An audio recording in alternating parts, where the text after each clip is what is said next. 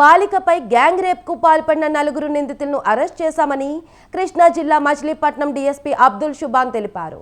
ఈ నెల 27 తేదీన 13 ఏళ్ల బాలికను నగరానికి చెందిన మహమ్మద్ బాలశంకర సాయిలు బెదిరించి బైక్పై పంపుల చెరువు సమీపంలోని నిర్మానుష్య ప్రాంతానికి తీసుకువెళ్లారని తెలిపారు. అప్పటికే అక్కడ ఉన్న వారి స్నేహితులైన అశోక్, వెంకట పవన్లతో కలిసి బాలికపై అఘాయిత్యానికి పాల్పడ్డారని చెప్పారు. నిందితులను కలేఖాన్పేట వద్ద అదుపులోకి తీసుకున్నామని, వీరిని కోర్టుకు హాజరుపరచనున్నట్టు డీఎస్పీ తెలిపారు.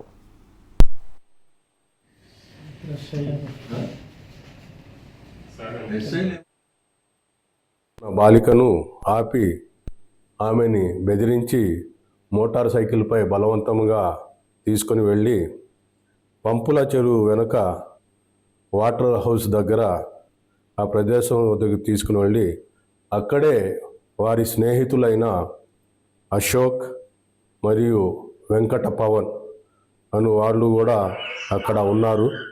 అందరూ కలిసి ఆ బాలికను భయపెట్టి చంపుతామని భయపెట్టి ఆ బాలిక మీద అత్యాచారం చేయటం జరిగింది.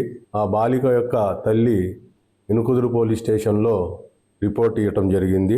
ఆ రిపోర్టును 259/24 అండర్ సెక్షన్ గ్యాంగ్ రేప్ కింద మరియు పోక్సో కేసు కింద కేసు కట్టడం జరిగింది మన ఇనుకుదురు పోలీసు వాళ్ళు. దాన్ని నేను ఇన్వెస్టిగేషన్ చేయటం జరిగింది. తర్వాత ఆ బాలికని మెడికల్కి కూడా పంపించడం జరిగింది. రోడ్డుపై ఉన్న